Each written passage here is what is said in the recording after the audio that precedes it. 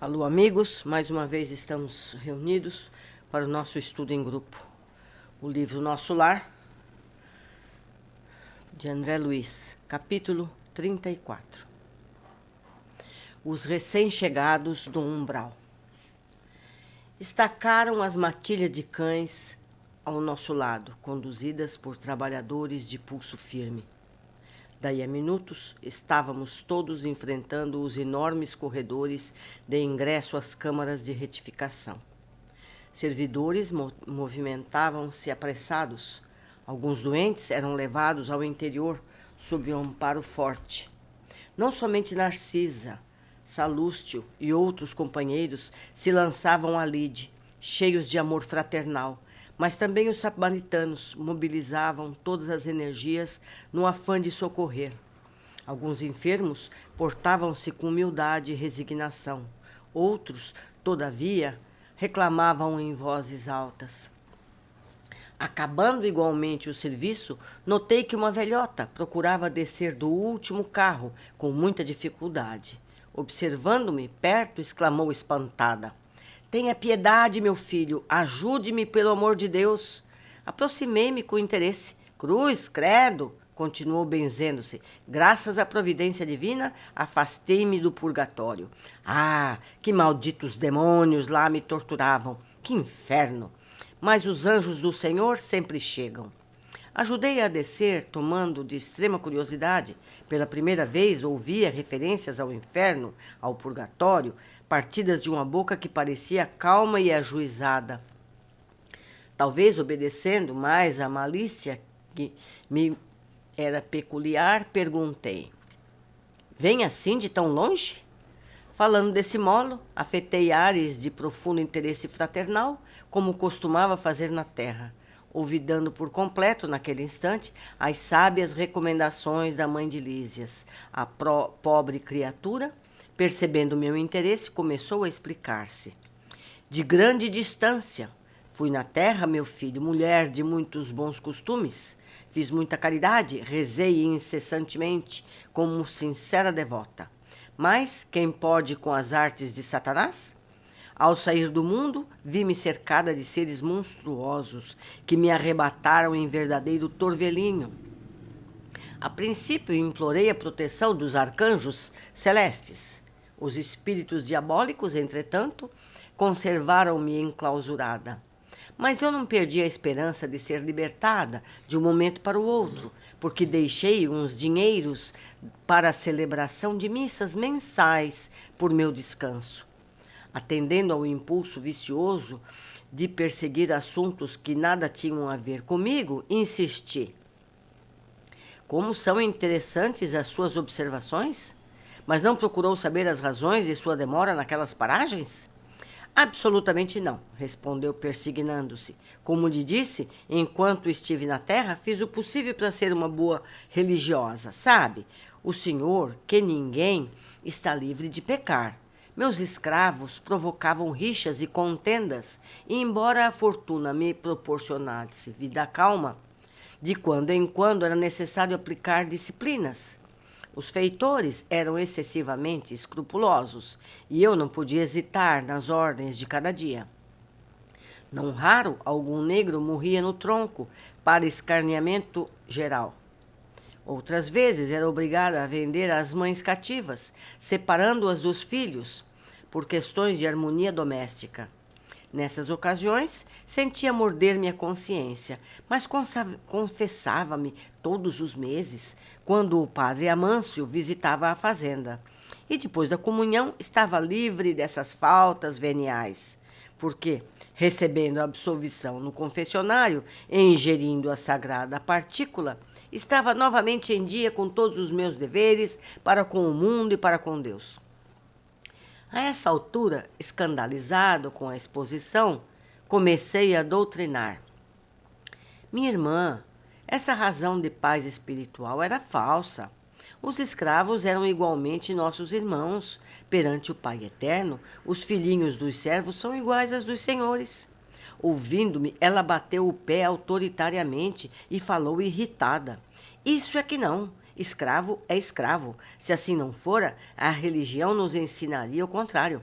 pois se havia cativos em casa de bispos, quanto mais em nossas fazendas. Quem haveria de plantar a terra senão eles? E creia que sempre lhes concedi minhas senzalas como verdadeira honra. Em minha fazenda nunca vieram ao terreiro das visitas, senão para cumprir minhas ordens. Padre Amâncio, nosso virtuoso sacerdote, disse-me, na confissão, que os africanos são os piores entes do mundo, nascidos exclusivamente para servirem a Deus no cativeiro. Pensa, então, que me poderia encher de escrúpulos no trato com essa espécie de criaturas? Não tenha dúvida, os escravos são seres perversos, filhos de Satã. Chego a admirar-me pela paciência com que tolerei essa gente na terra. E devo declarar que saí quase inesperadamente do corpo, por me haver chocado a determinação da princesa, libertando esses bandidos. Decorreram muitos anos, mas lembro-me perfeitamente. Achava-me adoentada. Havia muitos dias. E quando o padre Amâncio trouxe a nova da cidade, piorei de súbito. Como poderíamos ficar no mundo vendo esses criminosos em liberdade? Certo, eles desejariam escravizar-nos por sua vez e a servir de gente dessa laia. Não seria melhor morrer? Recordo que me confessei com dificuldade. Recebi as palavras de conforto do nosso sacerdote, mas parece que os demônios são também africanos e viviam à espreita, sendo eu obrigada a sofrer-lhe a presença até hoje. E quando veio? Perguntei. Em maio de 1888. Experimentei estranha sensação de espanto. A interlocutora fixou o olhar embaciado no horizonte e falou.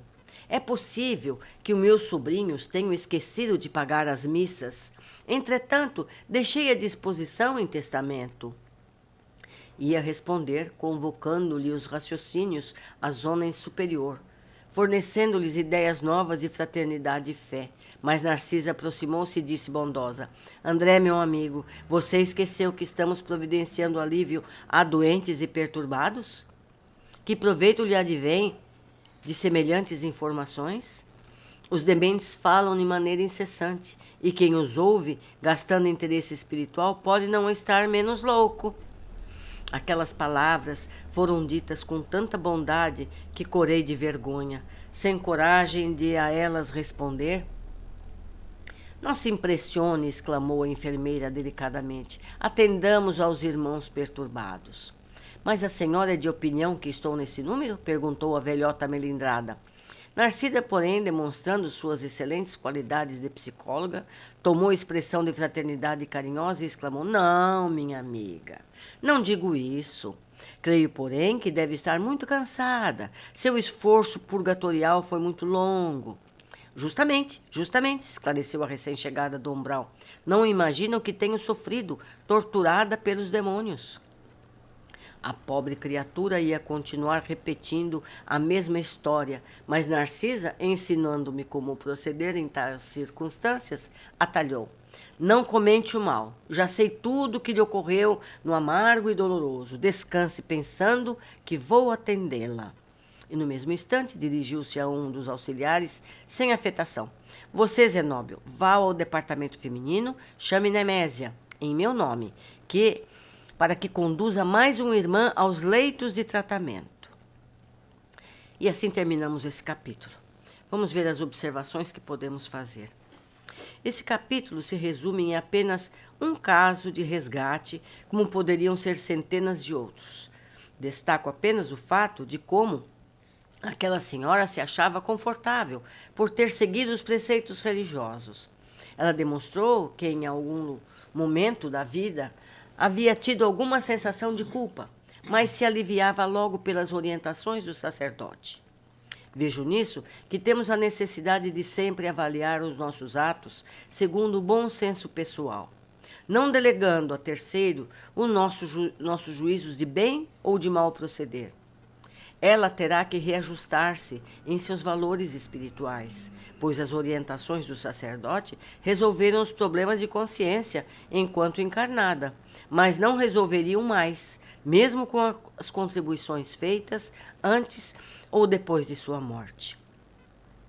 É isso, queridos. Vamos para o próximo capítulo em alguns dias. Abraços!